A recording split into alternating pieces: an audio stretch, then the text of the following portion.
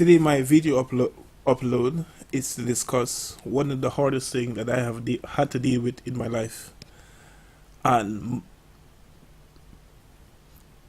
people in the world will have to deal with, and that is the loss of a loved one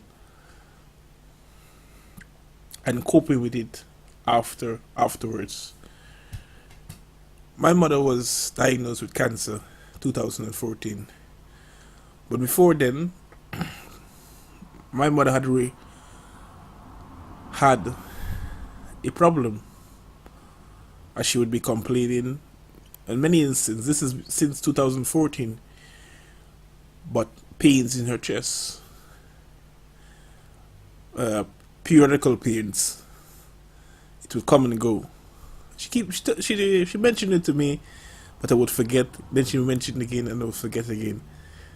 But one day, I went and visited her, and she came to me and said, "Nkosi, I want to have a word with you."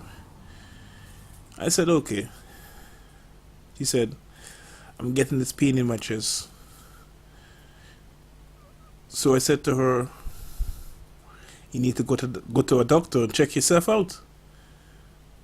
She said, "Well, oh, Nkosi, I just started working in this place. What I'm gonna do?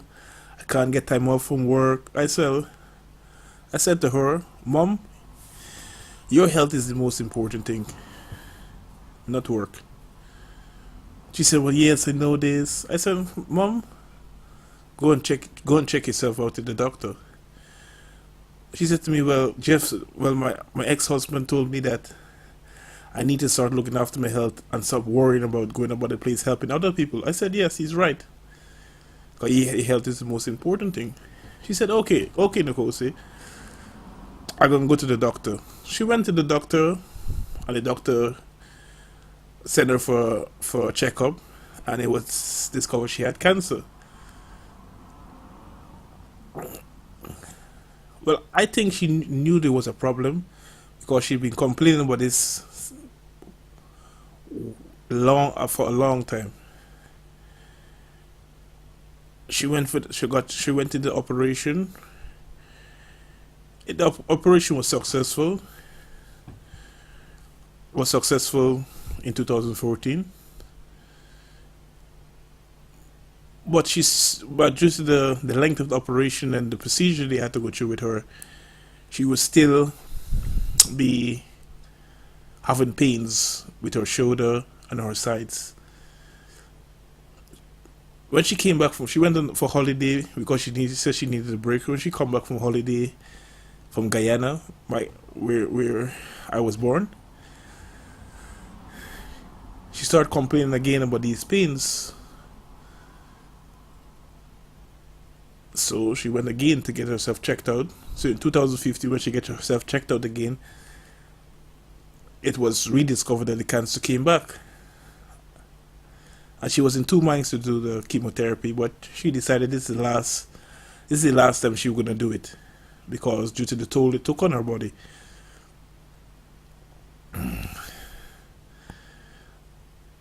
But in hindsight, I think she knew that this was her last the last this was her last period. This was like her last days on this earth, because it's the thing that she would do. She would like start writing up her will, trying to she stopped planning for her retirement, because she had planned for her retirement. My mother was a prolific hoarder, so her house was full to the brim with stuff that she had planned when she retired. But her garage was filled up with stuff to the brim. But she started saying, "You know what? I don't need this stuff. Let me take this stuff to London and let it get sold off to corporate sale, because I don't need these things." And I would be wondering why she don't know we need these things, because my mother knew My mother knew this that her death was near. The chemotherapy get too much for her, and she admitted herself in the hospital. I think August 2015, because the toll was too much for her. So I visited her, and she was bedridden because the cancer had returned from her breast to her kidneys, from her breast to her liver, and her body was finding it difficult to process nutrients, and it was going into her body. But she didn't want to go. She when they asked her, "Do you want to go back home?" She said, "No, I'm gonna stay right here." And this was one of the words she said to me one day when I asked her, "Are you not going back home?" She said, "No. I come to the hospital because they're gonna care for me, give me good care, and this is where I'm gonna die. This is where I'm gonna die." So I said, "Okay, mom." I would go and visit her after work because I was working inside the hospital, and I didn't went to see her for a weekend, a few days or a weekend, and the doctors called me about one day. It's an emergency, and they told me that your mother took a drastic turn, and her body is not responding to the treatment or to anything we're doing to her. Uh, anything we're anything we're trying to do to her, when there's nothing we can do for her. We can just gonna give her care and keep an eye out on her. So I went and saw her. Another time, she was basically in and out of sleep, in pain, and slightly this the the this irritated. She was slightly dazed, but sitting there watching my mother, it was very heartbroken for me, because from very heartbroken for because she went from full of energy, full of fight, full of chat, full of everything, to the point where she was reduced to being bedridden, in pain, can't even pick up a glass of water to to drink, in and out of sleep, constantly in pain. Sometimes I would say I felt like running away, but I had to be there. She had told me when I first came to the hospital to see her, Nkosi, I want you to do one thing for me. I want you to, when I pass away, put your emotion aside and just get stuff done. Just deal with stuff. So I said, okay, mommy. Stop talking like that. But I said, okay, I'm gonna deal with stuff. At that time, now I'm going and visit her. I'm going to see her. When it got to be too much for me sitting in the room, just watching her life comes out to her. So I called her adopted daughter, and she came up to be by my side, which was very good of her. Take the time out to come up there and be with me, because I was alone in Dundee. That's me. My mother was alone in Dundee because my mother had moved up from London. As I moved up with her to be by her side, because my mother was a firebrand, and she would get herself into trouble. So let me be close to my mother in case she get into trouble. So, as I said, it was very hard for me, especially when you could, and I get to the point where it's like you could It's like you could see death in her face or in her eyes when I look at her. It was very scary for me. And I can't blame God for this. Can't blame God. This is nature, natural order of thing that we have to die. But it was too much for me. And I have to say that I did pray. I did pray for God to take her away.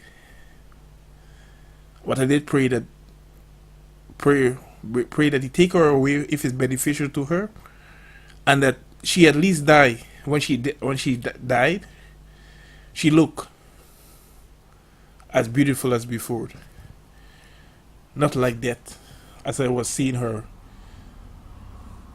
So come Monday the seventh, Monday the seventh at 5:20 p.m. I had a call from the doctors. The doctor said, "You need to come into to work, come into the hospital." But I wouldn't normally get up 5:30 to go to work in the hospital. So I came in. I They called me at 5:20 that you need to hurry up and come in. So I got prepared quickly. I called my adopted sister. Let's go in because there's a problem for me with mom. So they call me back afterwards, 2 minutes afterwards, that I'm sorry, unfortunately your mother passed away. So we got prepared. We went to the hospital. I went to my supervisor and tell her, well, I can't come into work today because my mother just passed away. And we went and saw my mother. When I went and saw her in the room, then it was sad looking at your mother dead. But I have to say, she at least when she passed away, she looked beautiful. And that's what's important to me. To not look like that. To look like that. Or to at least look like she's living. And it was weird. Me and my adopted sister was sitting in the room, and sometimes it would be like, is she still alive? Because she looked that good. That we'd be wondering, is she still alive? And it was weird being in the room with a dead person, knowing that they're dead but looking like they're alive. And I was happy. I was happy in the sense of she have left this world. She no longer have to be burdened, suffering, in pain. And she left this world as she came into the world. Beautiful. And for me, that was important to me. So we chatted for me and my adopted sister. We chatted for a bit, and afterwards we decided to leave. So I kissed my mother goodbye, and we went and discussed with the coroner what was the process. Then we went home. Then we went home.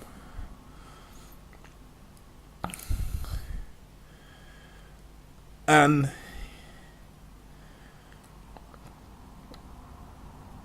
as I went home,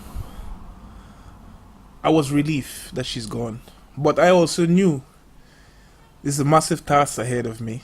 So yes, I did cry the evening. Me and my adopted sister Rachel, we did cry.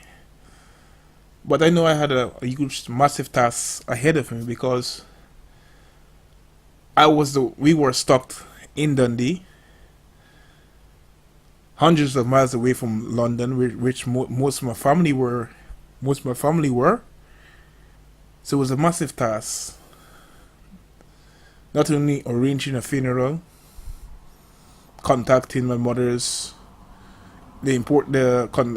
contacting everybody to tell them my mother passed away, contacting her colleagues to tell them that she have passed away, but also arranging everything. emptying my mother's house, preparing for a funeral, inviting guests.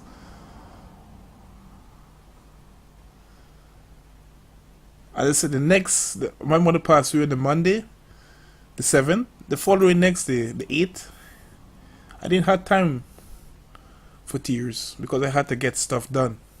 I had to get up there and do stuff. Because one, I was there mostly on my own in Dundee.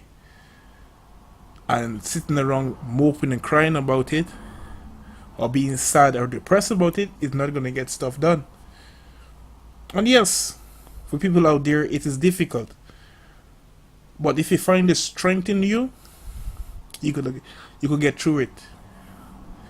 You could handle it. And for the first day, Tuesday the 8th, I felt the first day like I was having a heart attack. My heart was pounding. I was sweating like a horse, smelling like a skunk.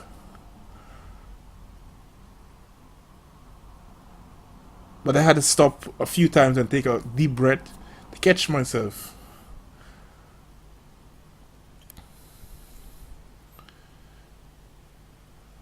As I had many other stuff, I had to delay my mother's funeral from the 7th until I think around the 10th of October, which is nearly a month. Because one, I didn't have the finance to pay for my mother's funeral off the bat, and there's other important stuff I had to do, which was getting rid of the mountain of the stuff that my mother had in her house, and the mountain of stuff she had in her garage.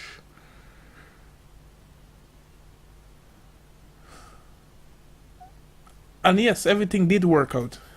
I did manage to pull myself together, focus my attention on the things that I need to do, the daily tasks at hand. I did manage to cope and at least get her house empty, organize a funeral, invite guests. But the thing that I should have done, the funeral, most of the guests came from her workplace. Both our former workplace, most of the guests came.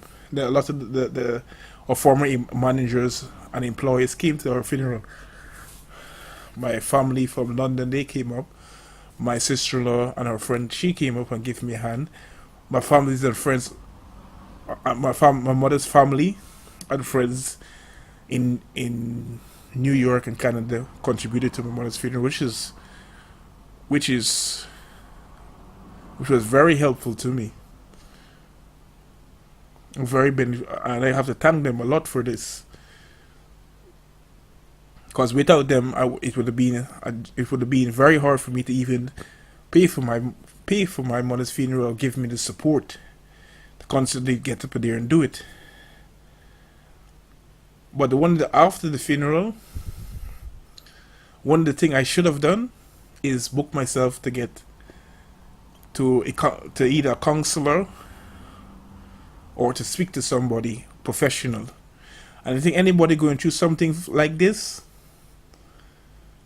straight afterwards, I would tell you to go and seek advice, because you're no longer the same when a loved one passes away, a friend or a loved one passes away. You might think you're the same, you might try and go around your life the same, but any little thing could make you depressed.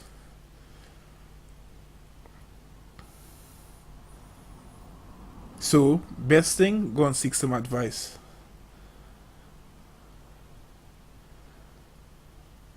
And this is the thing, I myself, even now,